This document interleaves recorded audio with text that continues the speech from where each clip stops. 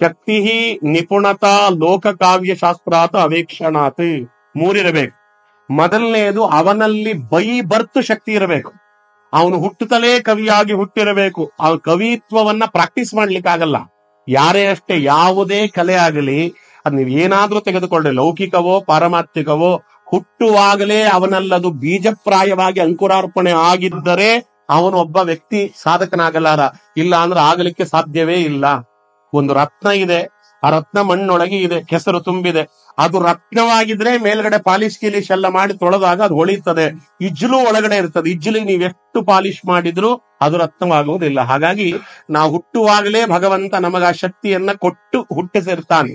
ಹೇಳಿದ್ನಲ್ಲ ಹೋದ್ಸತಿ, ಜಾಯಾಮಾನಂ ಹಿ ಪುರುಷಃ ಯಃ ಪಶ್ಯೇತ್ ಮಧುಸೂದನಃ ಸಾತ್ವಿಕಃ ಸಹಿ ವಿಜ್ಞೇಯ ಸವೈಹಿ ಮೋಕ್ಷಾರ್ಥ ಚಿಂತಕಃ. ಮುಂಡಕೋಪನಿಷತ್ತಿನಲ್ಲಿ ಭಗವಂತ ತಂದೆಯ ಶರೀರದಿಂದ ತಾಯಿಯ ಶರೀರಕ್ಕೆ ಮಗು ಒಂದು ಪ್ರವೇಶ ಮಾಡುವಾಗಲೇ ಆ ಭಗವಂತ ತನ್ನ ಕೃಪಾ ದೃಷ್ಟಿಯನ್ನದ್ರ ಮೇಲೆ ಹಾಕಿ ತನ್ನ ಕಟಾಕ್ಷ ವೀಕ್ಷಣೆಯಿಂದ ಆ ವ್ಯಕ್ತಿಯಲ್ಲಿ ಇರಬಹುದಾಗಿರ್ತಕ್ಕಂಥ ಅಪೂರ್ವವಾದ ಶಕ್ತಿಯ ಅಂಕುರಾರ್ಪಣೆಯನ್ನ ಮಾಡಿದ. ಅವನು ಮಾತ್ರವೇ ಸಾತ್ವಿಕನಾಗುತ್ತಾನೆ. ಸವೈಹಿ ಮೋಕ್ಷಾರ್ಥ ಚಿಂತಕಃ ಸಹಿ ವಿಜ್ಞೇಯ. ಅವ ಸಾತ್ವಿಕನಾಗ್ತಾನೆ, ಅವನು ಜ್ಞಾನಿಯಾಗ್ತಾನೆ, ಮೋಕ್ಷಾರ್ಥವನ್ನ ಚಿಂತನೆ ಮಾಡುವ ವಿದ್ವಾಂಸನಾಗ್ತಾನೆ. ಇಲ್ಲ ಅಂದ್ರೆ ಸಾಧ್ಯ ಇಲ್ಲ. ಯಾವ್ರಿಗೂ ಅಷ್ಟೇ, ನಾವು ಯಾವುದನ್ನ ಇನ್ಕಲ್ಕಿಕೇಟ್ ಮಾಡ್ಲಿಕ್ಕಾಗಲ್ಲ. ಇನ್ಕಲ್ಕೇಟ್ ಅಂತ ಹೇಳ್ತಾರಲ್ಲ, ಒಳಗಡೆಯಿಂದ ಏನನ್ನು ತುಂಬಿಸ್ಲಿಕ್ಕಾಗಲ್ಲ. ಒಳಗಿರಬೇಕು. ಒಳಗಿದ್ದದ್ದನ್ನ ಹೊರಗೆ ತೆಗೀಲಿಕ್ಕಾಗ್ತದೆ. ಒಳಗೆ ಏನು ಇಲ್ಲ ಅಂದ್ರೆ ಹೊರಗಡೆಯಿಂದ ನೀವೆಷ್ಟು ತುಂಬಿಸಿದ್ರು ಏನು ಪ್ರಯೋಜನ ಇಲ್ಲ. ಅದಕ್ಕೆ ನಮ್ಮ ಗೋಪಾಲದಾಸರು ಹೇಳ್ತಾರೆ ಒಂದು ಅದ್ಭುತವಾದ ಮಾತು. ಏನು ಗೊತ್ತಾ?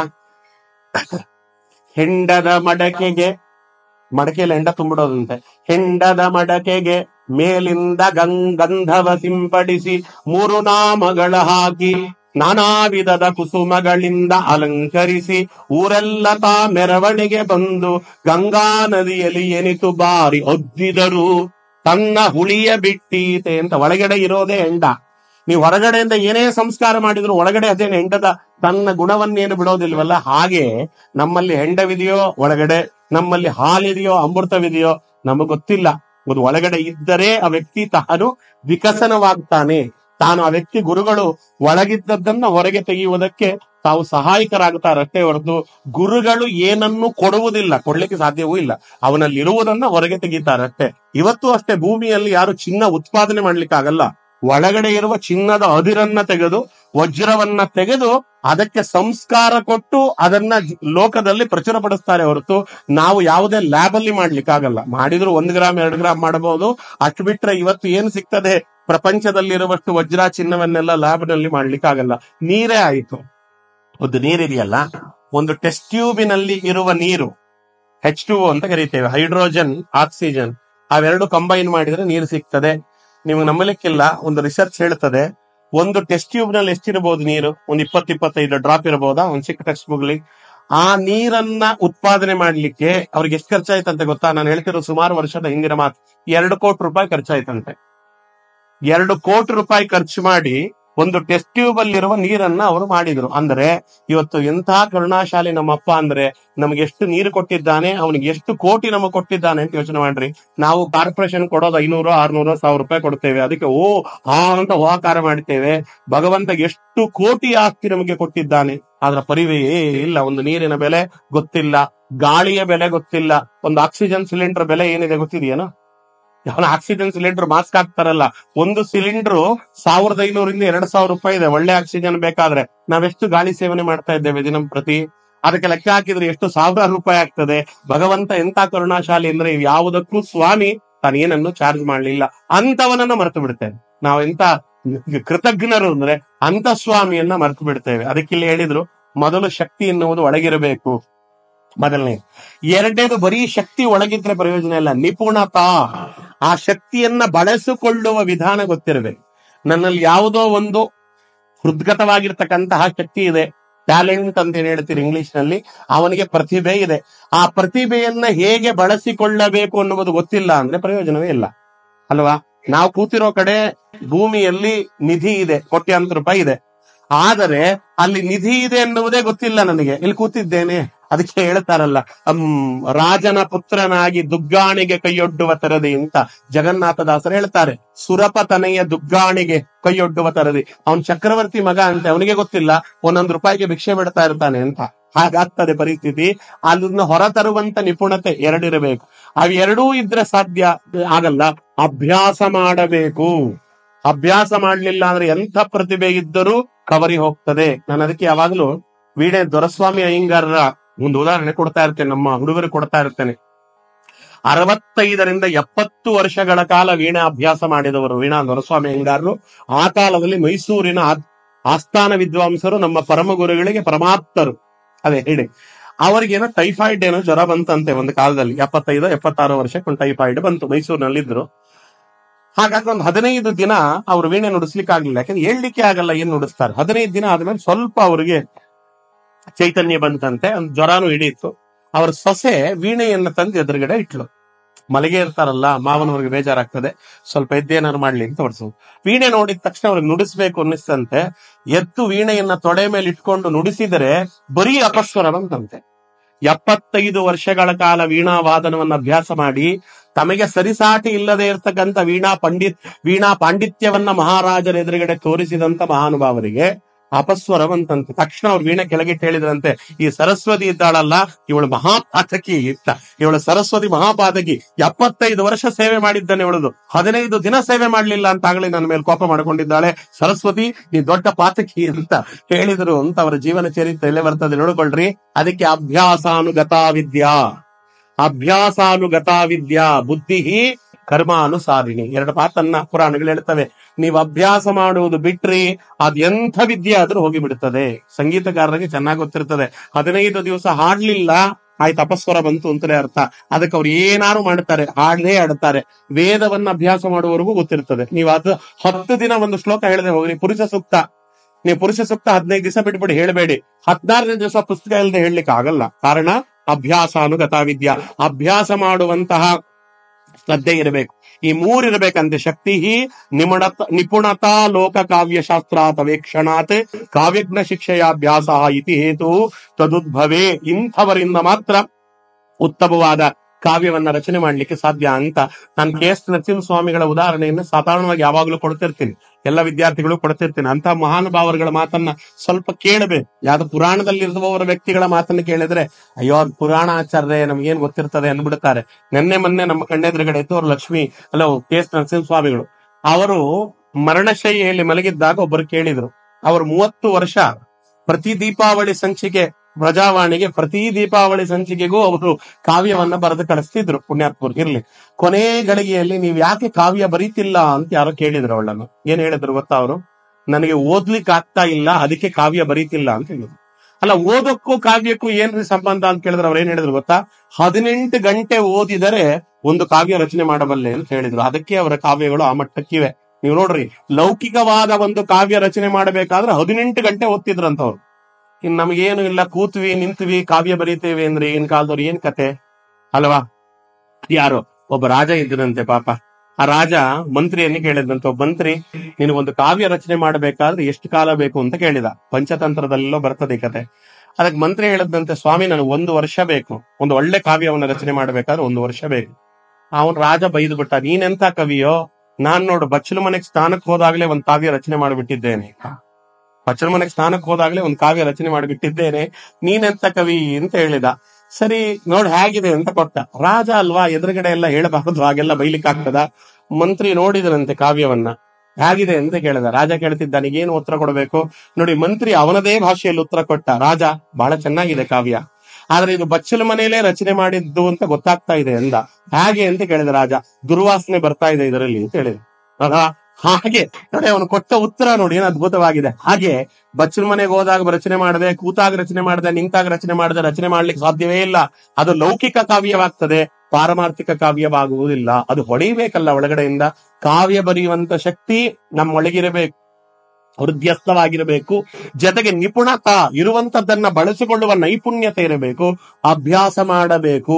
ನನಗೆ ಬಂದಿದೆ ಅನ್ನೋ ಕಾರಣಕ್ಕೆ ಅಭ್ಯಾಸ ಮಾಡದೆ ಹೋದ್ರೆ ಹೋಗ್ತದೆ. ಇವತ್ತು ಬರ್ತಿರೋರಟ್ಟೆ ಶಾಸ್ತ್ರ ಪಾಠಕ್ಕೆ ಅಂತ ಮಕ್ಕಳನ್ನ ಕರ್ಕೊಂಡ್ ಬರ್ತಾರಲ್ಲ, ಅವ್ರ ಮಕ್ಕಳು 8 ವರ್ಷಕ್ಕೆ ವ್ಯಾಸಪೀಠ ಏರ್ಬಿಡ್ಬೇಕು, ಅವ್ರಿಗೆ 8-9 ವರ್ಷಕ್ಕೆ ಸುಧಾಮಂಗಳ ಆಗಿಬಿಡ್ಬೇಕು, ಎಲ್ಲ ಕಡೆ ಪ್ರವಚನ ಮಾಡಿಬಿಡ್ಬೇಕು, ಹಾಗೆಲ್ಲ ಮಾಡ್ಬೇಕು. ಆಗಿಲ್ಲ ಅಂದ್ರೆ ಆ ಗುರುಗಳು ಬೇಡ ಅಂತ 4 ವರ್ಷಕ್ಕೆ ಸುಧಾಮಂಗಳ ಮಾಡಿಸ್ತೀರಾ ಅಂತ ಕೇಳುವವರಿದ್ದಾರೆ. ಯಾವ 4 ವರ್ಷಕ್ಕೆ ಸುಧಾಮಂಗಳ? ವ್ಯಾಕರಣವೇ ಬರೋದಿಲ್ಲ, ಎಲ್ಲಿಂದ ಬರ್ತದೆ? ಎಂಥವರಾದ್ರೂ ಕೂಡ ಸತ್ಯಸಂಧರಂತ ಮಹಾನುಭಾವರು 12 ವರ್ಷಕ್ಕೆ ಸುಧಾಮಂಗಳ ಮಾಡಿದ್ರು ಅಂದ್ರೆ ಎಲ್ಲ ಮಾಡ್ಲಿಕ್ಕೆ ಆಗ್ತದೇನು? ಅವ್ರು ಮಾಡಿದ್ರು ಅಂದ್ರೆ ಅವ್ರ ಪೂರ್ವ ಜನ್ಮದ ಪುಣ್ಯ ಅಲ್ಲಿ ಫಲ ಕೊಡ್ತು, ಮಾಡಿದ್ರಷ್ಟೇ. ಜನ್ಮ ಜನ್ಮಾಂತರದಿಂದ ಅಭ್ಯಾಸ ಮಾಡಿದವನಿಗೆ ಅದು ಫಲ ಕೊಡ್ತದೆ. ಫಲ ಕೊಟ್ಟರೂ ಅಭ್ಯಾಸ ಮಾಡ್ಬೇಕು. ಅಭ್ಯಾಸ ಬಿಟ್ಟು ಬಿಟ್ರೆ ವಿದ್ಯೆ ಹೋಗಿ ಬಿಡ್ತದೆ. ಆದ್ರಿಂದ ಈ ಮೂರಿರ್ಬೇಕು: ಶಕ್ತಿ, ನಿವಣತಾ, ಲೋಕ ಕಾವ್ಯ ಶಾಸ್ತ್ರ ತವೇಕ್ಷಣಾತ್, ಕಾವ್ಯಜ್ಞ ಶಿಕ್ಷೆಯಾಭ್ಯಾಸ ಇತಿ ಹೇತು ತದುದ್ಭವೇ. ಅದಕ್ಕೆ ಹೇಳಿದ್ರು ಈ ಮೂರಿದ್ದವನಿಗೆ ಮಾತ್ರ ಶಕ್ತಿ, ನಿಪುಣತಾ, ಅಭ್ಯಾಸ ಮೂರಿದ್ದರೆ ಅವನಿಂದ ಕಾವ್ಯ ರಚನೆ ಆಗ್ತದೆ. ಈ ಮೂರೂ ನಾರಾಯಣಾಚಾರ್ಯರಲ್ಲಿದೆ. ಅವ್ರು ಹೇಳ್ಕೊಳ್ತಿರೋದು ಸ್ವಾಂಕಾರ ಖಂಡನೆಗೋಸ್ಕರವಾಗಿ. ಅವರ ತಂದೆಯಿಂದಲೇ ಅವರಿಗೆ ಕಾವ್ಯ ರಚನೆ ಮಾಡುವಂತ ಶಕ್ತಿ ಹುಟ್ಟುತ್ತಲೇ ಬಂದು ಬಿಟ್ಟಿದೆ. ಅವರೆಲ್ಲ ಜಾತಾ ಕವಿಗಳು, ಜಾತಾ ಜ್ಞಾನಿಗಳು. ಅದ್ರ ಜೊತೆಗೆ ನೈಪುಣ್ಯತೆ, ಅವರಿಗಿಲ್ಲದೆ ನೈಪುಣ್ಯತೆ ಯಾರಿಗಿರ್ತದೆ? ರಾಘವೇಂದ್ರ ವಿಜಯ ಕಾವ್ಯವನ್ನ ಓದಿದ್ರೆ ಗೊತ್ತಾಗ್ತದೆ ಅವರಿಗೆ ನೈಪುಣ್ಯತೆ ಎಷ್ಟಿದೆ. ಅವರು ಯಾವ್ಯಾವ ಕಾವ್ಯಾಲಂಕಾರಗಳನ್ನ ಬಳಸಿದ್ದಾರೆ, ಅದು ಹೇಗೆ ಮನೋಜ್ಞವಾದ ರೀತಿಯಲ್ಲಿ ಚಿತ್ರಿಸ್ತಾರೆ, ಕಣ್ಣೆದುರುಗಡೆ ಎಲ್ಲ ಚಿತ್ರವೂ ಬರುವಂತೆ ಚಿತ್ರಣ ಮಾಡ್ತಾರೆ. ನೈಪುಣ್ಯತೆ. ಇದ್ರ ಜೊತೆಗೆ ಅಭ್ಯಾಸ. ರಾಯರ ಶಿಷ್ಯರು ಅಂದ್ರೆ ಅವರ ಅಭ್ಯಾಸ ಮಾಡದೆ ಇನ್ಯಾರ ಅಭ್ಯಾಸ ಮಾಡ್ತಾರೆ? ಸತತವಾಗಿ ಅಭ್ಯಾಸ ಮಾಡ್ತಿದ್ದವರು. ಅವರ ಅದ್ಭುತವಾದ ಕವಿ. ಆದರೆ ಸ್ವಾಹಂಕಾರ ಖಂಡನೆಗೋಸ್ಕರವಾಗಿ ಹೇಳ್ಕೊಳ್ತಾರೆ, ಪ್ರತಿಯೊಬ್ಬರಲ್ಲೂ ಇರಬೇಕಾದದ್ದು ಇದು ಸ್ವಾಹಂಕಾರ ಖಂಡನೆ. ಯಾಕೆ ಸ್ವಾಹಂಕಾರ ಖಂಡನೆ ಅಂದ್ರೆ, ನಿಜವಾದ ಅರ್ಥದಲ್ಲಿ ಇದು ಖಂಡನೆಗೆ ನಮ್ದು ಅಂತ ಏನಿದೆ? ದೇಹ ನಮ್ಮದಲ್ಲ. ಪ್ರತಿ ಬಾರಿ ನಾವು ತಿಳಿಬೇಕು, ದೇಹ ನಮ್ಮದಲ್ಲ, ನಾನಲ್ಲ, ನನ್ನದಲ್ಲ, ಮುಂದೆ ಬಾಹೋದಲ್ಲ, ಹಿಂದಿರುವುದಲ್ಲ, ದಾಸನಾಗು ವಿಶೇಷನಾಗು. ಕನಕದಾಸರ ಮಾತು. ದೇಹ ನನ್ನದಲ್ಲ, ನಮ್ಮ ಅಪ್ಪ ಅಮ್ಮನಿಂದ ಬಂದದ್ದು, ಭಗವಂತನ ಅನುಗ್ರಹದಿಂದ. ಈ ಜೀವವೂ ನನ್ನದಲ್ಲ, ಯಾಕೆಂದ್ರೆ ನಾ ಪ್ರತಿಬಿಂಬ, ಭಗವಂತ ಬಿಂಬ. ಈ ಯೋಗ್ಯತೆ ಇದೆಯಲ್ಲ, ಅದು ನನ್ನದಲ್ಲ, ಅದು ಪುರಾತನವಾಗಿರ್ತಕ್ಕಂಥದ್ದು, ಅನಾದಿಯಾದದ್ದು. ಅದಕ್ಕೆ ಭಗವಂತ ಹಿಂದೆ ನಿಂತು ಪ್ರೇರಣೆಯನ್ನ ಕೊಟ್ರೆ ನನ್ನ ಯೋಗ್ಯತೆ ಅನ್ನೋದು ಪ್ರತಿಫಲಿಸ್ತದೆ. ಇಲ್ಲ ಅಂದ್ರೆ ಇಲ್ಲ. ದೀಪದಂತೆ ಈ ದೀಪ ಅದ್ಭುತವಾಗಿರಬಹುದು, ಅದಕ್ಕೆ ಬೆಳಗ್ತಕ್ಕಂಥ ಶಕ್ತಿ ಎಲ್ಲ ಇರಬಹುದು. ಕರೆಂಟ್ ಇಲ್ಲ ಅಂದ್ರೆ ನೀವೆಂಥ ದೀಪವನ್ನ ಹಾಕಿದ್ರು, ಎಂಥ ಫ್ಯಾನ್ ಹಾಕಿದ್ರು, ಕರೆಂಟ್ ಇಲ್ಲ ಅಂದ್ರೆ ಎಲ್ಲವೂ ಹೇಗೆ ನಿರುಪಯುಕ್ತವೋ, ಭಗವಂತನ ಅನುಗ್ರಹ ಇಲ್ಲ ಅಂದ್ರೆ ಎಲ್ಲವೂ ನಿರುಪಯುಕ್ತವೇ. ಹಾಗೆ ಭಗವಂತನ ಅನುಗ್ರಹದಿಂದ ಪ್ರಲೋಭನೆ, ಪ್ರಚೋದನೆ ಮಾಡ್ತಾನೆ ಸ್ವಾಮಿ. ನಮ್ಮ ಒಳಗಿರ್ತಕ್ಕಂಥ ಯೋಗ್ಯತೆ ಹೊರಗೆ ಬರ್ಲಿಕ್ಕೆ. ಅದೂ ಕೂಡ ನನ್ನದಲ್ಲ, ಅದು ಭಗವಂತನ ದೀನ. ಅಲ್ಲಿಗೆ ದೇಹ ನನ್ನದಲ್ಲ, ಜೀವ ನನ್ನದಲ್ಲ, ನನ್ನಲ್ಲಿರುವ ನೈಪುಣ್ಯತೆ ನನ್ನದಲ್ಲ. ಯಾವುದು ನನ್ನದು? ಆಯುಸ್ಸು ನನ್ನದೇನು? ನನ್ನದಲ್ಲ. ಆಯುಸ್ಸು ನನ್ನದಲ್ಲ ಆಗಿದ್ರೆ ನಾನ್ 100 ವರ್ಷಕ್ಕಿನ್ನ ಕಮ್ಮಿ ಅಲ್ಲ, ನಾನು 1000 ವರ್ಷ ಬದುಕ್ತಿದ್ದೇನೆ, ಸಾಯ್ತಲೇ ಇರ್ಲಿಲ್ಲ. ಆಯುಸ್ಸು ನನ್ನದಲ್ಲ. ನಾವ್ ಎಷ್ಟು ವರ್ಷ ಬದುಕ್ತೀವಿ ನಮಗೆ ಗೊತ್ತಿಲ್ಲ. ಆಯುಸ್ಸು ನಮ್ಮದಲ್ಲ. ಬರೆಯುವ ಶಕ್ತಿ ನಮ್ಮದಲ್ಲ. ಬರಸಬೇಕೊಬ್ಬ ಕೂತು ತಲೆಯಲ್ಲಿ, ಕೈಯಲ್ಲಿ. ಕೈಯ ಅಭಿಮಾನಿ ದೇವತೆಯಾಗಿರ್ತಕ್ಕಂಥ ಇಂದ್ರದೇವರು, ಮನೋತತ್ವಾಭಿಮಾನಿ ದೇವತೆಯಾದ ಮಹರುದ್ರ ದೇವರು, ವ್ಯಾಖ್ಯಾನದ ದೇವತೆಯಾಗಿರ್ತಕ್ಕಂಥ ಶೇಷದೇವರು, ಆಮೇಲೆ ಶಾಸ್ತ್ರಗಳ ಮುಖ್ಯಾಭಿಮಾನಿ ದೇವತೆಯಾಗಿರ್ತಕ್ಕಂಥ ಗರುಡ ದೇವರು, ಲಕ್ಷ್ಮೀ ದೇವಿ, ರುಜು ದೇವತೆಗಳು. ಇವರೆಲ್ಲರ ಅನುಗ್ರಹ ಅಲ್ಪ ಸ್ವಲ್ಪ ಇದ್ರೆ ಬರೀಬಹುದಿಲ್ಲ ಅಂದ್ರೆ ಬರೀಲಿಕ್ಕೆ ಆಗುವುದೇ ಇಲ್ಲ ಅಲ್ವಾ? ಕೆಲವರು ಅಂತಾರೆ, ನನ್ನ ತಲೆಯಲ್ಲಿ 50 ಓಡ್ತಾ ಇರ್ತದ ಆಚಾರ್ಯ, ಬರೆಯುವಷ್ಟರಲ್ಲಿ ಎಲ್ಲ ಮರ್ತು ಹೋಗ್ತದೆ. ಕಾರಣ ಯಾಕೆ ಅಂದ್ರೆ ತಲೆ ಕೆಲಸ ಮಾಡ್ತಿದೆ, ತಲೆಗೂ ಕೈಗೂ ಕನೆಕ್ಟಿವಿಟಿಯೇ ಇಲ್ಲ. ಆ ತಲೆಯಲ್ಲಿ ಯೋಚನೆ ಮಾಡಿದ್ದು ಬರೆಯುವಷ್ಟರಲ್ಲೆಲ್ಲ ಮರ್ತು ಹೋಗ್ತದೆ. ಅದಕ್ಕೆ ಹಿಂದಿನ ಕಾಲದಲ್ಲಿ ಒಬ್ಬನ ಅಸಿಸ್ಟೆಂಟ್ ಇಟ್ಕೊಂಡಿರ್ತಿದ್ರು. ಅವ್ನ ಬಾಯಲ್ಲೇ ಹೇಳ್ಕೊಂಡು ಹೋಗ್ತಾ ಇದ್ರೆ ಅವ್ನು ಬರ್ಕೊಂಡು ಹೋಗ್ತಿದ್ದ. ವಾಲ್ಮೀಕಿ ರಾಮಾಯಣದಲ್ಲಿ ಕೊಡ್ತೇವೆ. ಭಾರದ್ವಾಜರು ಅಂತ ವಾಲ್ಮೀಕಿಗಳ ಶಿಷ್ಯರು. ವಾಲ್ಮೀಕಿಗಳು ಹೇಳ್ಕೊಂಡು ಹೋಗ್ತಾ ಇದ್ರು ರಾಮಾಯಣವನ್ನ, ಅವ್ರು ಬರ್ಕೊಂಡು ಹೋಗ್ತಿದ್ರಂತೆ. ವಾಲ್ಮೀಕಿಗಳಿಗೆ ಶಕ್ತಿ ಇರ್ಲಿಲ್ಲ ಅಂತ ಅರ್ಥ ಅಲ್ಲ, ಅವರು ಆನಂದದಲ್ಲಿ ಮೈ ಮರೆತು ಬಿಟ್ಟಿದ್ರು. ಹಾಗಾಗಿ ಶಿಷ್ಯನಾದವ ಬರ್ಕೊಂಡು ಹೋಗ್ತಿದ್ದ ಅನ್ನೋದನ್ನ ನಾವು ನೋಡ್ತೇವೆ. ಹಾಗಾಗಿ ಇವೆಲ್ಲವೂ ಕೂಡ ಇದ್ದರೂ ನಮ್ಮದಲ್ಲ ಅನ್ನುವ ಜ್ಞಾನ ಇದ್ರೆ ಅಹಂಕಾರ ಬರುವುದೇ ಇಲ್ಲ. ನಮ್ಮ ಟೀಕಾಕೃತ್ಪಾದರಂತಹ ಟೀಕಾಕೃತ್ಪಾದರು ನ್ಯಾಯಸುಧಾದಂತಹ ಗ್ರಂಥವನ್ನ ರಚನೆ ಮಾಡುವಾಗಲೇ ಅವರು ಮಧ್ಯದಲ್ಲಿ ಮೊದಲು ಹೇಳಿದ್ದೆ ಏನು? ನ ಶಬ್ದಾದವು ಗಾಢ, ನ ಚ ನಿಗಮ ಚರ್ಚಾಸು ಚತುರಾಹ, ನ ಚ ನ್ಯಾಯೇ ಪ್ರೌಢ, ನ ಚ ವಿದಿತ ವೇದ್ಯಾಪಿ ವಯಂ ಪರಂ ಶ್ರೀಮತ್ ಪೂರ್ಣ ಪ್ರಮತಿ ಗುರು ಕಾರುಣ್ಯ ತರಣಿಂ ಪ್ರಪನ್ನ ಮಾನ್ಯಾಸ್ಮಃ ಕಿಮಪಿ ಚ ವದಂತೋಪಿ ಮಹತಾಂ. ಟೀಕಾಕೃತ್ಪಾದರ ಮಾತು ಸುಧಾದಲ್ಲಿ. ನ ಶಬ್ದಾದವು ಗಾಢ, ನನಗೆ ಗಾಢವಾಗಿರ್ತಕ್ಕಂಥ ಶಬ್ದದಲ್ಲಿ ನೈಪುಣ್ಯತೆ ಇಲ್ಲ. ನಚ ನಿಗಮ ಚರ್ಚಾಸು ಚತುರಾಹ, ವೇದಾಂಗಗಳಲ್ಲಿ ನಾನು ಚತುರನಲ್ಲ. ನಚ ನ್ಯಾಯೇ ಪ್ರೌಢ, ನ್ಯಾಯಶಾಸ್ತ್ರಾದಿಗಳಲ್ಲಿ ನಾನು ಪ್ರೌಢನಲ್ಲ. ನಚ ವಿದಿತ ವೇದ್ಯಾಪಿ ವಯಂ, ನನಗೇನೂ ಗೊತ್ತಿಲ್ಲ. ಟೀಕಾಕೃತ್ಪಾದರ ಮಾತು, ನನಗೇನೂ ಗೊತ್ತಿಲ್ಲ. ಆದರೆ ನಾನು ಸುಧಾ ಗ್ರಂಥವನ್ನ ಬರೀಲಿಕ್ಕೆ ಹೋಗ್ತಿದ್ದೇನೆ. ಯಾಕೆ ಅಂದ್ರೆ ಪರಂ ಶ್ರೀಮತ್ ಪೂರ್ಣ ಪ್ರಮತಿ ಗುರು ಕಾರುಣ್ಯ ಸರಣಿಂ ಪ್ರಪನ್ನ, ನನ್ನ ತಲೆಯ ಮೇಲೆ ಪೂರ್ಣ ಪ್ರಜ್ಞರಾಗಿರ್ತಕ್ಕಂಥ ಆಚಾರ್ಯರ ಅನುಗ್ರಹ ಇದೆ. ಅವರ ಅನುಗ್ರಹದ ಬಲದಿಂದ ನಾನು ಬರೀತಿದ್ದೇನೆ. ಇದು ಯಾವುದೂ ನನ್ನದಲ್ಲ. ಮಾನ್ಯಾಸ್ಮ ಕಿಮಪಿ ಚ ವದಂತೋಪಿ ಮಹತಾಂ. ಇದು ಟೀಕಾಕೃತ್ಪಾದರು ಹೇಳಿದ ಮಾತು ಅಲ್ವಾ? ಇನ್ನ ನಮ್ಮ ಇದೇ ವಾದಿರಾಜ ಗುರು ಸಾರ್ವಭೌಮರು ಮಾತಾಡ್ತಾರೆ. ಅವರು ಭಾವಿ ಸಮೀರರು ಅಲ್ವಾ? ಅಷ್ಟೇ, ಹೆಚ್ಚು ಕಮ್ಮಿ ಭಾವಿ ಭಾರತಿ ಪತಿ ಅವ್ರಿಗೆ ಮಾತಾಡಬೇಕಾದ ಅವಶ್ಯಕತೆ ಇಲ್ಲ, ಅವ್ರು ಮಾತಾಡ್ತಾರೆ ನೋಡ್ರಿ. ಸರಸ ಭಾರತಿ ವಿಲಾಸದಲ್ಲಿ ಅವ್ರು ಏನ್ ಹೇಳಿದ್ರು, ಯತ್ನ ಆಸಾಧ್ಯಂ ಇದಂ ಕಾವ್ಯಂ ಅಯತ್ನೇನೈವ ಯತ್ಕೃತಂ ಅತಃ ಕರ್ತುಂ ಅಕರ್ತುಂಚ ಸಮರ್ಥೋ ಭೂತ್ ಮಮ ಪ್ರಭು. ಯಾವ ಕಾವ್ಯವನ್ನ ಪ್ರಯತ್ನ ಪೂರ್ವಕವಾಗಿ ರಚನೆ ಮಾಡ್ಲಿಕ್ಕೆ ಆಗುವುದೇ ಇಲ್ಲವೋ ಅಂತ ಕಾವ್ಯವನ್ನ ದೇವರು ನನ್ನಲ್ಲಿ ಪ್ರಯತ್ನವೇ ಇಲ್ಲದ ರಚನೆ ಮಾಡಿಸಿ ಬಿಟ್ಟ. ಅದೇ ಸರಸ ಭಾರತಿ ವಿಲಾಸ. ಅದಕ್ಕೆ ಏನ್ ಹೇಳ್ತಾರೆ ಗೊತ್ತಾ, ಸರಸ ಭಾರತಿ ವಿಲಾಸ ನಾ ಬರದೆ ಅಂತ ಹೇಳಲ್ಲ, ದೇವರು ನನ್ನಿಂದ ಸರಸ ಭಾರತಿ ವಿಲಾಸ ಬರೆದಿದ್ದರಿಂದ ನನಗೆ ಭಗವಂತನ ಒಂದು ಗುಣ ಇವತ್ತು ನನಗೆ ಮನದಟ್ಟಾಯಿತು. ಏನು ಗುಣ ಅಂದ್ರೆ ಕರ್ತುಂ ಅಕರ್ತುಂ ಅನ್ಯತಾ ಕರ್ತುಂ ಅಪಿ ಸಮರ್ಥ. ಭಗವಂತ ಮಾಡುತ್ತಾನೆ, ಮಾಡಿಸ್ತಾನೆ, ಮಾಡಲ್ಲ, ಮಾಡಿಸೋದಿಲ್ಲ. ಯಾವುದನ್ನ ಜಗತ್ತಿನಲ್ಲಿ ಮಾಡ್ಲಿಕ್ಕೆ ಆಗುವುದೇ ಇಲ್ಲ ಅನ್ಕೊಂಡಿರ್ತಾರೋ ಅಂತದ್ದನ್ನ ಸ್ವಾಮಿ ಮಾಡ್ತಾನೆ ಅಷ್ಟೇ ಅಲ್ಲ, ತನ್ನ ಭಕ್ತರಿಂದ ಮಾಡಿಸಿ ಬಿಡ್ತಾನೆ. ಅದು ಇವತ್ತು ನನಗೆ ಕನ್ಫರ್ಮ್ ಆಯಿತು. ಕಾರಣ ಸರಸ ಭಾರತಿ ವಿಲಾಸವನ್ನ ದೇವರು ನನ್ನ ಕೈಯಲ್ಲಿ ಬರೆಸಿದ. ಇದು ಆದಿರಾಜ ಗುರು ಸಾರ್ವಭೌಮರ ಆಡು ಮಾತು. ಅತಃ ಕರ್ತುಂ ಅಕರ್ತುಂ ಚ ಸಮರ್ಥೋ ಭೂತ್ ಮಮ ಪ್ರಭು. ನನ್ನ ದೊರೆಯಾಗಿರ್ತಕ್ಕಂಥ ಹಯವದನ ನನ್ನಂತವನ ಕೈಲೂ ಸರಸ ಭಾರತಿ ವಿಲಾಸ ಬರೆಸ್ತಾ ಅಂದ್ರೆ ನನ್ನ ದೊರೆ ಹಯವದನ ಇದ್ದಾನಲ್ಲ, ಅವ ಕರ್ತುಂ ಅಕರ್ತುಂ ಅನ್ಯತಾ ಕರ್ತುಂ ಇದು ಸಮರ್ಥ ಅನ್ನುವಂತ ಗುಣ ಹೊಂದಿದವ ಅಂತ ನನಗಿವತ್ತು ಆ ಗುಣಗಳ ಮನದಟ್ಟಾಯಿತು ಅಂತಾರೆ ವಾದಿರಾಜರಂತವ್ರು. ಅವ್ರು ಹೇಳಿದ್ರು, ಇಲ್ಲ ಇಲ್ಲ, ಇದು ಅದ್ಭುತವಾಗಿ ಬರೆದಿದ್ದೀರಿ, ನೀವೇನು ಒಂದು ಗ್ರಂಥ ಬರೆದಿದ್ದೀರಾ, 120 ಗ್ರಂಥಗಳನ್ನು ಬರೆದಿದ್ದೀರಲ್ಲ ಅಂತ ಹೇಳಿದ್ರೆ ಅವ್ರೇನ್ ಹೇಳಿದ್ರು ಗೊತ್ತಾ, 120 ಗ್ರಂಥ ಬರೆದದ್ದು ನನ್ನ ಶಕ್ತಿಯಿಂದಲ್ಲ. ವಾದಿರಾಜರ ಮಾತು ಕೇಳಿ, ಅಹರ್ನಿಶಂ ಹಯಗ್ರೀವ ಸೇವಿ ತತ್ಕೃಪಯಾ ಕವಿ ಮಹಾಕಾವ್ಯಂ ಇದಂ ಚಕ್ರೆ ವಾದಿರಾಜೋ ಮಹಾಮತಿ. ನಾನು ಬೆಳಗ್ಗೆ ಮಧ್ಯಾಹ್ನ ಸಾಯಂಕಾಲ ಅಹರ್ನಿಶ ಹಯಗ್ರೀವ ದೇವರ ಸ್ಮರಣೆ ಮಾಡುತ್ತೇನೆ, ಆದ್ದರಿಂದ ನನ್ನ ಕೈಲಿ ಭಗವಂತ ಇವೆಲ್ಲ ಮಾಡಿಸಿದ, ಇದು ನನ್ನ ಶಕ್ತಿ ಅಲ್ಲ. ವಾದಿರಾಜರ ಮಾತು. ಅದಕ್ಕೆ ಮಹಾಕಾವ್ಯಂ ಇದಂ ಚಕ್ರೆ ವಾದಿರಾಜೋ ಮಹಾಮತಿ. ಈ ವಾದಿರಾಜ ಮಹಾಮತಿ ಎನ್ನಿಸಿಕೊಂಡ 120 ಗ್ರಂಥಗಳನ್ನು ಬರೆದ ಅಂದ್ರೆ ಇದು ನನ್ನ ಶಕ್ತಿ ಅಲ್ಲ. ಅಹರ್ನಿಶಂ ಹಯಗ್ರೀವ ಸೇವಿ ತತ್ ಕೃಪಯಾ ಕವಿ. ಹಯಗ್ರೀವ ದೇವರ ಕೃಪೆಯಿಂದ ನಾನು ಕವಿ ಎನ್ನಿಸ್ಕೊಂಡಿದ್ದೇನೆ ಹೊರತು ಇದು ನನ್ನ ಶಕ್ತಿ ಅಲ್ಲ. ಇನ್ನೂ ಒಂದು ಮಾತು ಹೇಳ, ವಾದಿ ಮಧ್ವೋ ಯಸ್ಯ ರಾಜ ಸೋಹಂ ತಸ್ಯ ಕೃಪಾಬಲಾತ್ ವಾದಿರಾಜೋ ನ ಸ್ವಶಕ್ತಿಯ ವೀಣೇವ ರಣಯಾನುತತ್. ನನ್ನನ್ನು ವಾದಿರಾಜ ವಾದಿರಾಜ ಅಂತ ಕರೀತಾರೆ, ನಿಜವಾದ ವಾದಿರಾಜ ನಾನಲ್ಲ ಅಂತಾರೆ. ವಾದಿ ಮಧ್ವೋ ಯಸ್ಯ ರಾಜ, ನಿಜವಾಗಿ ವಾದಿ ಅಂದ್ರೆ ಮಧ್ವಾಚಾರ್ಯರು, ಅವರು ನನಗೆ ರಾಜರು, ಆದ್ದರಿಂದ ನಾನು ವಾದಿರಾಜ. ವಾದಿ ಎನ್ನಿಸಿಕೊಂಡ ಮಧ್ವಾಚಾರ್ಯರು ನನಗೆ ರಾಜರು, ಆದ್ದರಿಂದ ನಾನು ವಾದಿರಾಜ. ನನ್ನ ಸ್ವಬಲದಿಂದ ನಾನು ವಾದಿರಾಜ ಅಲ್ಲ. ಅವ್ರ ಮಾತು ನೋಡ್ರಿ, ಮಧ್ವಾಚಾರ್ಯರು ವೈಣಿಕರು, ಅವರ ತೊಡೆ ಮೇಲೊಂದು ವೀಣೆ ಇದೆ, ಆ ವೀಣೆಯನ್ನ ಮಧ್ವಾಚಾರ್ಯರು ನುಡಿಸ್ತಾರೆ, ವೀಣೆಯಿಂದ ಎಲ್ಲ ಸಂಗೀತ ಹೊರಮ್ತದೆ. ಆ ವೀಣೆ ನಾನು, ಅವನು ವಾದಿರಾಜ ಅಂತ. ಮಧ್ವಾಚಾರ್ಯರ ತೊಡೆಯ ಮೇಲಿರುವ ವೀಣೆ ಅದು ವಾದಿರಾಜ ಅಂತ ಕರೀತಾರೆ ಅಂತ ವಾದಿರಾಜರು ತಮ್ಮ ಮಾತನ್ನ ಹೇಳ್ತಾರೆ. ಕನಕದಾಸರು ಮಾತು ಕೇಳಿದ್ದೀರಿ ಏನು, ವೇದ ಶಾಸ್ತ್ರ ಪುರಾಣ ಪುಣ್ಯದ ಹಾದಿಯನು ನಾನರಿಯೆ, ತರ್ಕದ ವಾದದಲ್ಲಿ ಗುರು ಹಿರಿಯರರಿಯದ ಮೂಢಮತಿಯನಗೆ. ಆದಿಮೂರ್ತಿ ನೀನು ನೆರೆ ಕರುಣೋದಯನು, ಹೃದಯಾಂಗಣದಿ ಜ್ಞಾನೋದಯವನಿತ್ತು ರಕ್ಷಿಸೋ ನಮ್ಮ ನನವರತ. ಕನಕದಾಸರ ಮಾತು. ವೇದ ಶಾಸ್ತ್ರ ಪುರಾಣ ಪುಣ್ಯದ ಹಾದಿಯನು ನಾನರಿಯೇ, ನನಗೇನು ಗೊತ್ತಿಲ್ಲಪ್ಪ. ತರ್ಕದ ವಾದದಲ್ಲಿ ಗುರು ಹಿರಿಯರರಿಯದ ಮೂಢಮತಿಯನಗೆ. ತರ್ಕ ಗೊತ್ತಿಲ್ಲ, ವ್ಯಾಕರಣ ಗೊತ್ತಿಲ್ಲ, ಏನು ಗೊತ್ತಿಲ್ಲ, ಆದರೆ ಆದಿಮೂರ್ತಿ ನೀನು.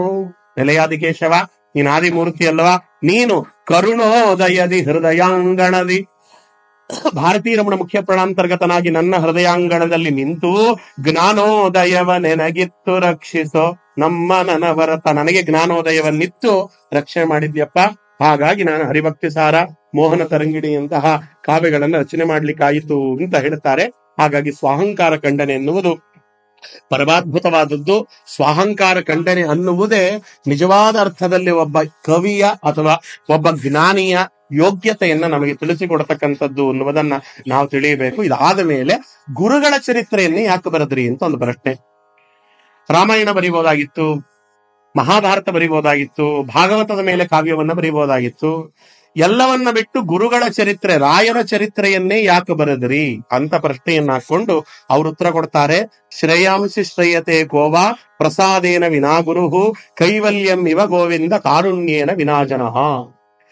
ನಾರಾಯಣನ ಅನುಗ್ರಹವಿಲ್ಲದೆ ಹೇಗೆ ಮುಕ್ತಿ ಅನ್ನುವುದು ನಮಗೆ ದೊರಕುವುದಿಲ್ಲವೋ ಹಾಗೆಯೇ ಗುರುಗಳ ಅನುಗ್ರಹವಿಲ್ಲದೆ ಮೋಕ್ಷ ದೊರೆಯಲಾರದು. ಆದ್ದರಿಂದ ಗುರುಗಳನ್ನ ಸ್ತೋತ್ರ ಮಾಡಿದ್ದೇನೆ. ನಾರಾಯಣನ ಅನುಗ್ರಹವಿಲ್ಲದೆ ಮೋಕ್ಷ ಇಲ್ಲ. ಅದರಲ್ಲಿ ಎರಡನೇ ಮಾತಿಲ್ಲ. ಆದರೆ ಆ ನಾರಾಯಣನ ಅನುಗ್ರಹವಾಗಬೇಕಾದ್ರೆ ಗುರುಗಳ ಅನುಗ್ರಹವಾಗಬೇಕು. ಗುರುಗಳ ಅನುಗ್ರಹವಾಗದೆ ನಾರಾಯಣ ಅನುಗ್ರಹ ಮಾಡುವುದಿಲ್ಲ. ಆದ್ದರಿಂದ ಅಪ್ಯಚ್ಯುತ ಗುರುದ್ವಾರ ಪ್ರಸಾದ ಕೃತಂತ್ವಿತಿ. ದೇವರು ನಮಗೆ ಏನೇ ಒಳ್ಳೇದು ಮಾಡಬೇಕಾದ್ರೂ ನೇರವಾಗಿ ಬಂದು ಒಳ್ಳೇದು ಮಾಡಲ್ಲ. ನೇರವಾಗಿ ಬಂದು ಒಳ್ಳೇದು ಮಾಡೋದು ಇಬ್ಬರಿಗೆ, ಒಂದು ಲಕ್ಷ್ಮೀದೇವಿ, ಒಂದು ರುಜುದೇವತೆಗಳು ಬ್ರಹ್ಮ ವಾಯು, ಅವರಿಗೆಲ್ಲ ನೇರವಾಗಿ ಭಗವಂತ ಬಂದು ಉಪದೇಶವನ್ನು ಮಾಡ್ತಾನೆ. ಅದು ಬಿಟ್ಟು ಮಿಕ್ಕವರು ಯಾರಿದ್ದಾರೆ ಅವರಿಗೆಲ್ಲ ಥ್ರೂ ಬ್ರಹ್ಮದೇವರೇ ಮಾಡ್ತಾನೆ. ಮಿಕ್ಕ ದೇವತೆಗಳಿಗೆ ಬ್ರಹ್ಮದೇವರು, ರುದ್ರದೇವರು, ಇಂದ್ರದೇವರು, ಪಾರ್ವತೀ ದೇವಿ ಅವರೊಳಗೆ ತಾನು ನಿಂತು ಮಿಕ್ಕವರಿಗೆಲ್ಲ ಉಪದೇಶಾದಿಗಳನ್ನು ಮಾಡಿಸ್ತಾನೆ. ಅಪ್ಯಚ್ಯುತ ಗುರುದ್ವಾರ ಪ್ರಸಾದ ಕೃತಾಂತ್ವಿತಿ. ಆದ್ದರಿಂದ ಗುರುದ್ವಾರವೇ ಮೋಕ್ಷವಾಗಬೇಕಾದ್ದರಿಂದ ನನ್ನ ಗುರುಗಳು ರಾಘವೇಂದ್ರ ಸ್ವಾಮಿಗಳು, ಆದ್ದರಿಂದ ನಾನು ನನ್ನ ಗುರುಗಳ ಚರಿತ್ರೆಯನ್ನು ರಚನೆ ಮಾಡುತ್ತಿದ್ದೇನೆ ಅಂತ ಇಲ್ಲಿ ಹೇಳ್ತಾರೆ. ಈ ಮಾತಿದೆಯಲ್ಲ, ಇದು 2 ಪುರಾಣದ ಶ್ಲೋಕಗಳನ್ನು ಇದರ ಜೊತೆಗೆ ಕೋಟ್ ಮಾಡ್ತಾರೆ. ಮೊದಲನೇದು ಕೈವಲ್ಯಂ ಇವ ಗೋವಿಂದ ಕಾರುಣ್ಯೇನ ವಿನಾಜನಃ. ನಾರಾಯಣನ ಅನುಗ್ರಹವಿಲ್ಲದೆ ನಮಗೆ ಮೋಕ್ಷವಾಗುವುದಿಲ್ಲ ಅಂತ ಹೇಳಿದ್ದಾರೆ. ಇದು ಪುರಾಣದಲ್ಲಿ ಬಂದ ಮಾತು, ಸ್ಕಂದ ಪುರಾಣದಲ್ಲಿ ಬಂದ ಮಾತು. ಏನು? ಅಹಂ ಭೋಗ ಪ್ರದೋ ವತ್ಸ ಮೋಕ್ಷದಸ್ತು ಜನಾರ್ದನಃ ಆರೋಗ್ಯಂ ಭಾಸ್ಕರಾದಿಚ್ಛೇತ್ ಶ್ರಿಯಂ ಇಚ್ಛೇತ್ ಹುತಾಶನಾಥ್ ಜ್ಞಾನಂ ಮಾಹೇಶ್ವರಾದಿಚ್ಛೇತ್ ಮೋಕ್ಷಮಿಚ್ಛೇತ್ ಜನಾರ್ದನಃ ಅಂತ ಪುರಾಣದಲ್ಲಿದೆ. ಏನು ಅಂದ್ರೆ, ಸ್ಕಾಂದ ಪುಣ್ಯಾತ್ಮ ಆ ಸುಬ್ರಹ್ಮಣ್ಯನನ್ನ ರುದ್ರದೇವರು ಕರೆದು ತೊಡೆ ಮೇಲೆ ಕುಡಿಸಿಕೊಂಡ್ರಂತೆ, ಉಪದೇಶ ಮಾಡ್ಲಿಕ್ಕೆ, ಮಗ ಅಲ್ವಾ, ತೊಡೆ ಮೇಲೆ ಕುಡಿಸ್ಕೊಂಡು ಅವನ ಕಿವಿಯಲ್ಲಿ ಒಂದು ಮಾತು ಹೇಳ್ತಾರೆ, ನಾನು ಲೋಕದಲ್ಲಿ ಪಾಶುಪತಾಗಮ ಎಲ್ಲವನ್ನ ರಚನೆ ಮಾಡಿ ಬಿಟ್ಟಿದ್ದೇನೆ. ಎಲ್ಲ ದೈತ್ಯರು ಶಿವನೇ ದೊಡ್ಡವ ಅಂತ ತಿಳಿದು ಹಾಳಾಗ್ಲಿ ಅಂತ ಮಾಡಿದ್ದೇನೆ. ನೀನು ಮಾತ್ರ ಆ ಪಾಶುಪತಾಗಮಗಳನ್ನೆಲ್ಲ ಸ್ವೀಕಾರ ಮಾಡಿ ಅದರಂತೆ ಉಪಾಸನೆ ಮಾಡಬೇಡ. ಏನು ಉಪಾಸನೆ ಮಾಡಬೇಕು ಅಂತ ಕೇಳಿದ. ಅವನ್ ಕಿವಿಯಲ್ಲಿ ಹೇಳ್ತಾರೆ, ಇದು ಸ್ಕಂದ ಪುರಾಣದಲ್ಲೇ ಇರುವ ಮಾತು, ಕರ್ತವ್ಯಂ ಸತತಂ ಭಕ್ತ್ಯ ಸಾಲಿಗ್ರಾಮ ಶಿಲಾರ್ಚನಂ ಊರ್ಧ್ವಪುಂಡ್ರಂ ಲಿಂಗಾರ್ಚನಂಚ ಯತ್ ಪುರಾಣೇಶು ಗೀಯತೆ ತತ್ ಮೋಹನಾರ್ಥಂ ಅಸುರಾದ್ವಿಷು. ಅಥವಾ ಇದು ಸಾಕ್ಷಾತ್ ರುದ್ರದೇವರು ಹೇಳಿದ ಮಾತು, ಇವತ್ತಿಗೂ ಪ್ರಿಂಟ್ ಆಗಿರ್ತಕ್ಕಂಥ ಸ್ಕಂದ ಪುರಾಣದಲ್ಲಿ ಸಿಗ್ತದೆ, ಬೇಕಾದ್ರೆ ನೋಡಬಹುದು. ಅವ್ರು ಹೇಳಿದ್ರು, ಕರ್ತವ್ಯಂ ಸತತಂ ಭಕ್ತ್ಯ ಅಥವಾ ಸತತಂ ಪುತ್ರ, ಎರಡೂ ಇದೆ ಪಾಠ. ನಿಜವಾದ ಕರ್ತವ್ಯ ಯಾವುದು ಒಬ್ಬ ಮನುಷ್ಯನಿಗೆ, ಭಕ್ತನಿಗೆ ಅಂದರೆ ಸಾಲಿಗ್ರಾಮ ಶಿಲಾರ್ಚನಂ. ಸಾಲಿಗ್ರಾಮದ ಅಂತರ್ಯಾಮಿಯಾಗಿರುವ ಭಗವಂತನನ್ನ ಸರ್ವೋತ್ತಮ ಅಂತ ತಿಳಿದು ಅರ್ಚನೆ ಮಾಡುವುದೇ ಒಬ್ಬ ಮನುಷ್ಯನ ನಿಜವಾಗಿರ್ತಕ್ಕಂಥ ಸಾರ್ಥಕತೆ. ಅಲ್ಲ, ನೀವು ಬೇರೆ ಬೇರೆ ಪುರಾಣದಲ್ಲಿ ಲಿಂಗೋಪಾಸನೆಯನ್ನು ಹೇಳಿದ್ದೀರಿ, ತ್ರಿಪುಂಡ್ರ ಧಾರಣೆಯನ್ನೆಲ್ಲ ಹೇಳಿದ್ದೀರಿ ಅಂತ ಕೇಳಿದ್ರೆ ಅವರು ಹೇಳ್ತಾರೆ, ಇದಕ್ಕೆ ಲಿಂಗಾರ್ಚನಂ ತ್ರಿಪುಂಡ್ರಂಚ ಯತ್ ಪುರಾಣೇಶು ಗೀಯತೆ. ನಾನು ಪುರಾಣದಲ್ಲಿ ತ್ರಿಪುಂಡ್ರ ಧಾರಣೆಯನ್ನು ಹೇಳಿದ್ದೇನೆ, ಲಿಂಗಾರ್ಚನೆಯನ್ನು ಹೇಳಿದ್ದೇನೆ, ಏನೇನ್ ಹೇಳಿದ್ದೇನಲ್ಲ, ತತ್ ಮೋಹನಾರ್ಥಂ ಅಸುರಾದ್ವಿಷು. ಅವೆಲ್ಲ ಅಸುರರ ಮೋಹನಕ್ಕೆ ಹೇಳಿದ್ದೆ ಹೊರತು ಜ್ಞಾನಿಗಳಿಗಲ್ಲ. ಅದಕ್ಕೆ ನೀನು ಕಿವಿಯಲ್ಲಿ ನಾನು ರಹಸ್ಯವಾದ ಉಪದೇಶ ಮಾಡ್ತಿದ್ದೇನೆ ಮಗು, ಇದನ್ನ ಕೇಳಿಸಿಕೋ. ಅಹಂ ಭೋಗಪ್ರದೋ ವತ್ಸ, ನಾನು ಭೋಗಗಳನ್ನ ಮಾತ್ರ ಕೊಡಬಹುದೇ ಹೊರತು ಮೋಕ್ಷದಸ್ತು ಜನಾರ್ದನಃ, ಮೋಕ್ಷ ಕೊಡಬೇಕಾ ಅವ ನಾರಾಯಣ ಒಬ್ಬ ಕೊಡ್ತಾನೆ. ನನ್ನ ಕೈಯಲ್ಲಿ ಮೋಕ್ಷವನ್ನ ಕೊಡುವಂತ ತಾಕತ್ತು ಶಕ್ತಿ ಇಲ್ಲ ಅಂತ ಸ್ವತಃ ರುದ್ರದೇವರೇ ತನ್ನ ಮಗನಾದ ಸ್ಕಂದನಿಗೆ ಹೇಳಿದ ಮಾತು. ಸಾಧಾರಣಕ್ಕೆ ಅಪ್ಪ ಯಾವತ್ತೂ ಮಗನಿಗೆ ಕೆಟ್ಟ ಉಪದೇಶವನ್ನು ಮಾಡಲ್ಲ. ಬೇರೆಯವ್ರಿಗೆ ಮಾಡಬಹುದಾಗಿತ್ತು, ರುದ್ರದೇವರು ಬೇಕಂತಲೇ ಸ್ಕಂದನನ್ನು ಕರೆದು ಉಪದೇಶ ಮಾಡ್ತಾರೆ. ಕಾರಣ, ಒಬ್ಬ ಗಂಡ ಅನ್ನಿಸಿಕೊಂಡುವ ಹೆಂಡತಿ ಹತ್ರ ಅವ ಸುಳ್ಳು ಹೇಳಲ್ಲ, ಸಾಧಾರಣಕ್ಕೆ ಹೇಳಲ್ಲ ಅಂತ ಅನ್ಕೊಂಡಿದ್ರು. ಅವಾಗಿರ್ಲಿ, ಏನ ಹಾಕೊಂಡೋಗ್ಲಿ. ಅದಾದ್ಮೇಲೆ ಅಪ್ಪನಾಗಿರ್ತಕ್ಕಂತಹ ಮಗನ ಹತ್ರ ಮಾತ್ರ ಯಾವತ್ತು ಕೆಟ್ಟ ಉಪದೇಶಗಳನ್ನ ಮಾಡಲ್ಲ. ಅವನೆಂಥ ಕೆಟ್ಟ ಅಪ್ಪನಾದರೂ ಕೂಡ ಅಂಥವನೇ ಮಗನ ಹತ್ರ ಒಳ್ಳೆ ಉಪದೇಶ ಮಾಡ್ತಾನೆ ಅಂದ್ಮೇಲೆ ಸಾಕ್ಷಾತ್ ರುದ್ರದೇವರು ವೈಷ್ಣವೋತ್ತಮರು, ಅವ್ರು ಯಾಕೆ ಮಗನ ಹತ್ರ ಸುಳ್ಳು ಹೇಳ್ತಾರೆ, ಮಗ ಉದ್ಧಾರವಾಗಲಿ ಅಂತ ತಾವು ಸ್ಕಂದನಿಗೆ ಉಪದೇಶ ಮಾಡಿದ ಭಾಗವನ್ನ ಇಲ್ಲಿ ಎತ್ತುಕೊಡ್ತಾರೆ. ಜೊತೆಗೆ ಇನ್ನೊಂದು 3 ಮಾತು, ಆರೋಗ್ಯಂ ಭಾಸ್ಕರಾದಿಚ್ಛೆ. ಆರೋಗ್ಯ ಬೇಕಾ? ಸೂರ್ಯನಾರಾಯಣನನ್ನ, ಸೂರ್ಯಾಂತರ್ಗತನಾದ ನಾರಾಯಣ ಸೂರ್ಯನನ್ನ ಉಪಾಸನೆ ಮಾಡ್ರೆ ಒಳ್ಳೆ ಆರೋಗ್ಯ ಬರ್ತದೆ. ಸೂರ್ಯ ನಮಸ್ಕಾರ ಇದೆ. ಆರೋಗ್ಯಂ ಭಾಸ್ಕರಾದಿಚ್ಛೇತ್ ಶ್ರಿಯಂ ಇಚ್ಛೇತ್ ಹುತಾಶನ. ಒಳ್ಳೆ ಐಶ್ವರ್ಯ ಬೇಕಾ? ಅಗ್ನಿ ಉಪಾಸನೆ ಮಾಡ್ರಿ. ಅಗ್ನಿಯನ್ನು ಉಪಾಸನೆ ಮಾಡಿದ್ರೆ ಲೌಕಿಕವಾಗಿರ್ತಕ್ಕಂಥ ಎಲ್ಲ ಧನಧಾನ್ಯಾದಿಗಳು ಬರ್ತವೆ. ಜ್ಞಾನಂ ಮಾಹೇಶ್ವರಾದಿಚ್ಛೇತ್, ಒಳ್ಳೆ ಜ್ಞಾನ ಬೇಕಾ? ರುದ್ರದೇವರನ್ನು ಉಪಾಸನೆ ಮಾಡ್ರಿ. ಮುಕುತಿ ಪಥಕ್ಕೆ ಮನವೀವ ಮಹಾರುದ್ರದೇವರು. ನಮಗೆ ಒಳ್ಳೆ ಜ್ಞಾನ ಬೇಕಾ? ರುದ್ರದೇವರನ್ನ ಬೈಪಾಸ್ ಮಾಡಿ ಹೋಗ್ಲಿಕ್ಕೆ ಆಗಲ್ಲ. ರುದ್ರದೇವರೇ ಜ್ಞಾನ ಕೊಡುವವರು, ಮನೋತತ್ವಾಭಿಮಾನಿ ದೇವತೆ ಅವರು. ರುದ್ರದೇವರು ಮನಸ್ಸು ಮಾಡಿದ್ರೆ ಜ್ಞಾನ ಉಂಟು, ಮನಸ್ಸು ಮಾಡ್ಲಿಲ್ಲ ಅಂದ್ರೆ ಜ್ಞಾನ ಇಲ್ಲ. ಆದ್ದರಿಂದ ಜ್ಞಾನಂ ಮಾಹೇಶ್ವರಾದಿಚ್ಛೇತ್. ಕೊನೆಗೆ ಹೇಳ್ತಾರೆ, ಮೋಕ್ಷಂ ಇಚ್ಛೆ ಜನಾರ್ದನ. ಮೋಕ್ಷ ಬೇಕಾ? ನಾರಾಯಣ ಒಬ್ಬನೇ ಕೊಡ್ತಾನೆ, ಮಿಕ್ಕವರು ಕೊಡುವುದಿಲ್ಲ. ಈ 2 ಶ್ಲೋಕಗಳಿದೆಯಲ್ಲ, ಇದರ ಆಧಾರದ ಮೇಲೆ ಕೈವಲ್ಯಂ ಇವ ಗೋವಿಂದ ಕಾರುಣ್ಯೇನ ವಿನಾಜನ ಅಂತ ಈ ಮಾತನ್ನ ನಾರಾಯಣಾಚಾರ್ಯರು ಬಳಸಿದ್ದಾರೆ ಅಂತ ಒಂದು. ಶ್ರೇಯಾಂಸಿ ಶ್ರೇಯತೆ ಕೋವ ಪ್ರಸಾದೇನ ವಿನಾಗುರು. ಗುರುಗಳ ಪ್ರಸಾದವಿಲ್ಲದೆ ನಮಗೆ ಲೋಕದಲ್ಲಿ ಸೌಖ್ಯವಾಗುವುದಿಲ್ಲ ಅನ್ನುವುದನ್ನ ಶ್ವೇತಾಶ್ವತರೋಪನಿಷತ್ತಿನಿಂದ ತೆಗೆದುಕೊಂಡಿದ್ದಾರೆ. ಯಸ್ಯ ದೇವೇ ಪರಾಭಕ್ತಿ ಯಥಾ ದೇವೇ ತಥಾ ಗುರೌ ತಸ್ಯೈತ ಗಹಿತಾ ಅರ್ಥಾಃ ಪ್ರಕಾಶಂತೆ ಮಹತ್ವನಃ. ಯಸ್ಯ ದೇವೇ ಪರಾಭಕ್ತಿ, ದೇವರಲ್ಲಿ ಎಷ್ಟು ಭಕ್ತಿಯನ್ನ ನಾವಿಡ್ತೇವೋ ಅದರಂತೆ ಗುರುಗಳಲ್ಲಿ ಅವರ ಯೋಗ್ಯತಾನುಸಾರವಾಗಿ ಯಥಾ ದೇವೇ ತಥಾ ಗುರೌ, ಗುರುವಿನ ಭಕ್ತಿಯನ್ನ ಮಾಡಲೇಬೇಕು. ಗುರುವಿನ ಭಕ್ತಿಯನ್ನ ಮಾಡದೇ ಇದ್ದರೆ ತಸ್ಯೈತ ಕಹಿತಾಹಿ ಅರ್ಥಾಹ ಪ್ರಕಾಶಂತೆ ಮಹಾತ್ಮನಃ. ವೇದ ಉಪನಿಷತ್ತುಗಳಲ್ಲಿರುವ ರಹಸ್ಯವಾದ ಅರ್ಥ ನಮಗೆ ತೆರೆದುಕೊಳ್ಳುವುದಿಲ್ಲ. ಶಬ್ದಗಳನ್ನ ಸೇರಿಸಿ ಅರ್ಥ ಮಾಡಿಕೊಂಡು ಬಿಡಬಹುದು, ಲೌಕಿಕವಾದ ಅರ್ಥವಾಗ್ತದೆ. ಅದರೊಳಗಿರುವ ರಹಸ್ಯವಾದ ಅರ್ಥಗಳು ನಮಗೆ ತಿಳಿಯುವುದಿಲ್ಲ. ತಿಳಿಯಬೇಕಾ? ಗುರುಗಳ ಅನುಗ್ರಹ ಬೇಕೇ ಬೇಕು ಅಂತ. ಹರೌರುಷ್ಟೇ ಗುರುಸ್ತ್ರಾತ ಗುರೌರುಷ್ಟೇನ ಕಶ್ಚನ ಗುರುಪ್ರಸಾದ ಸರ್ವೇಷ್ಟ ಸಿದ್ಧಿರ್ಭವತಿ ನಾಣ್ಯತ. ಒಂದು ವೇಳೆ ನಮ್ಮ ಮೇಲೆ ದೇವರಿಗೆ ಕೋಪ ಬಂತು, ಒಂದು ವೇಳೆ ನಮ್ಮ ಮೇಲೆ ದೇವರಿಗೆ ಕೋಪ ಬಂತು, ಗುರುಗಳು ಕಾಪಾಡಿ ಬಿಡ್ತಾರೆ. ಹರೌರುಷ್ಟೇ ಗುರುಸ್ತ್ರಾತ, ಗುರುಗಳ ಹತ್ರಕ್ಕೆ ಹೋದ್ರೆ ಗುರುಗಳು ದೇವರ ಹತ್ರ ಮಾತಾಡಿ ಏನೋ ಗೊತ್ತಿಲ್ಲಪ್ಪ ಮಾಡಿಬಿಟ್ಟ, ಕ್ಷಮಿಸ್ಬಿಡು ಅಂತ ಕಾಪಾಡಿ ಬಿಡ್ತಾರೆ. ಆದರೆ ಗುರೌರುಷ್ಟೇನ ಕಚ್ಚನ, ಗುರುಗಳನ್ನ ಕೋಪಗೊಳಿಸಿ ನೀವು ಯಾವ ದೇವರ ಹತ್ರಕ್ಕೆ ಹೋದ್ರೂ ದೇವರು ಕಾಪಾಡಲ್ಲ. ತಾಳ ತನ್ನವರಲ್ಲಿ ಮಾಡುವ ಹೇಳನವ ವಿದುರನ ಮನೆಯ ಪಾಲುಂಡ ಕುರುಪನ ಮಾನವನೆ ಕೊಂಡ. ಎಲ್ಲಿ ದೂರ್ವಾಸರು, ಎಲ್ಲಿ ಅಂಬರೀಷ, ಒಂದಕ್ಕೊಂದಕ್ಕೆ ಸಂಬಂಧವೇ ಇಲ್ಲ. ದೂರ್ವಾಸರು ಸಾಕ್ಷಾತ್ ರುದ್ರದೇವರು, ಅಂಬರೀಷ ಯಕಶ್ಚಿತ್ ಒಬ್ಬ ರಾಜ. ಒಬ್ಬ ಅಂಬರೀಷನಿಗೆ ದ್ರೋಹವಾಯಿತು ಅಂತ ದುರ್ವಾಸರನ್ನ 14 ಲೋಕಗಳಲ್ಲಿ ಆಟ ಆಡಿಸ್ಬಿಟ್ಟ ದೇವರು. ತಾಳ ತನ್ನವರಲ್ಲಿ ಮಾಡುವ ಹೇಳನವ, ದುರ್ವಾಸರನ್ನೇ 14 ಲೋಕದ ಪೂರ್ತಿ ಅಟ್ಟಾಡಿಸಿದ ಅಂದ್ರೆ ನಮ್ಮಂತವರ ಕಥೆ ಏನು? ಆದ್ರಿಂದ ದೇವರು ತನ್ನ ಭಕ್ತರಿಗಾಗುವ ಅವಹೇಳನವನ್ನ ಎಂದೂ ಸಹಿಸುವುದಿಲ್ಲ. ಆದ್ದರಿಂದ ಗುರುಗಳ ದ್ರೋಹ ಮಾಡಿದ ಅವನು ಉದ್ಧಾರವಾಗುವುದೇ ಇಲ್ಲ. ಒಂದು ವೇಳೆ ಅಂದ್ರೆ ಹರಿದ್ರೋಹ ಮಾಡಬೇಕು ಅಂತ ಅರ್ಥ ಅಲ್ಲ. ಒಂದು ವೇಳೆ ನಮಗೆ ಗೊತ್ತಿಲ್ಲದಂತೆ ದೇವರ ದ್ರೋಹವಾಯಿತು, ಗುರುಗಳು ಬಂದು ಕಾಪಾಡಿ ಬಿಡ್ತಾರೆ.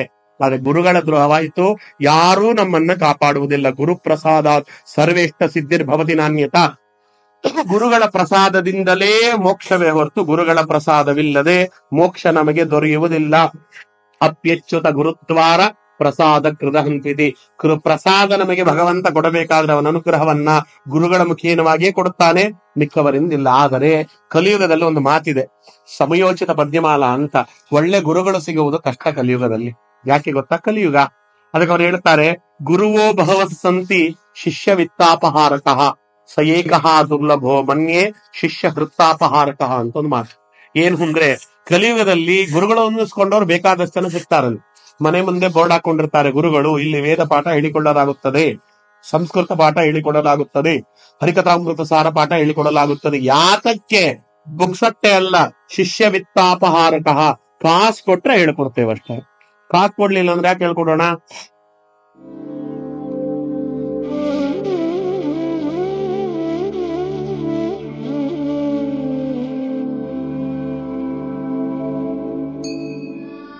ಶ್ರೀ ರಾಘವೇಂದ್ರ ಸ್ವಾಮಿ ಮಠದ ದರ್ಶನ ಸಂಕಲ್ಪದಲ್ಲಿ ಶ್ರೀ ರಾಘವೇಂದ್ರ ಸ್ವಾಮಿಗಳ ದೈವಿಕ ಬೋಧನೆಗಳ ಮೂಲಕ ಈ ಆಧ್ಯಾತ್ಮಿಕ ಪ್ರಯಾಣದಲ್ಲಿ ನಮ್ಮೊಂದಿಗೆ ಸೇರಿದ್ದಕ್ಕಾಗಿ ಧನ್ಯವಾದಗಳು. ಈ ಭಾವಪೂರ್ಣ ಅನುಭವವನ್ನು ನೀವು ಆನಂದಿಸಿದ್ದರೆ ಶ್ರೀ ರಾಘವೇಂದ್ರ ಸ್ವಾಮಿಗಳ ಬೋಧನೆಗಳು ಮತ್ತು ಪವಾಡಗಳಿಗೆ ಮೀಸಲಾದ ಹೆಚ್ಚಿನ ಪುಷ್ಟೀಕರಿಸುವ ವಿಷಯಕ್ಕಾಗಿ ರಾಯರ ಭಕ್ತ ಚಾನೆಲ್ಗೆ ಚಂದಾದಾರರಾಗಲು ಮರೆಯಬೇಡಿ. ಅಧಿಸೂಚನೆಗಳನ್ನು ಸ್ವೀಕರಿಸಲು ಬೆಲ್ ಐಕಾನ್ ಅನ್ನು ಒತ್ತಿರಿ ಮತ್ತು ಭಕ್ತಿಯ ಸಾಗರದಲ್ಲಿ ಮುಳುಗುವ ಅವಕಾಶವನ್ನು ಎಂದಿಗೂ ಕಳೆದುಕೊಳ್ಳಬೇಡಿ. ಆಧ್ಯಾತ್ಮಿಕ ಕಂಪನಗಳನ್ನು ಹರಿಯುವಂತೆ ಮಾಡಲು ಸಾಮಾಜಿಕ ಮಾಧ್ಯಮದಲ್ಲಿ ನಮ್ಮೊಂದಿಗೆ ಸಂಪರ್ಕದಲ್ಲಿರಿ. ರಾಯರ ಭಕ್ತ Facebook, Instagram, Twitter, Threads, YouTube, Telegram channel, WhatsApp channel. ನಮ್ಮ ಆಧ್ಯಾತ್ಮಿಕ ಕುಟುಂಬದ ಭಾಗವಾಗಿದ್ದಕ್ಕಾಗಿ ಧನ್ಯವಾದಗಳು. ಮುಂದಿನ ವಿಡಿಯೋದಲ್ಲಿ ಮತ್ತೆ ಭೇಟಿಯಾಗುವವರೆಗೂ ಶ್ರೀ ರಾಘವೇಂದ್ರ ಸ್ವಾಮಿಗಳ ಆಶೀರ್ವಾದ ಸದಾ ನಿಮ್ಮ ಮೇಲಿರಲಿ. ಓಂ ಶ್ರೀ ರಾಘವೇಂದ್ರಾಯ ನಮಃ. सत्यधन्मरताय च भजतां कल्पवृक्षाय। ಶಿವಾಯ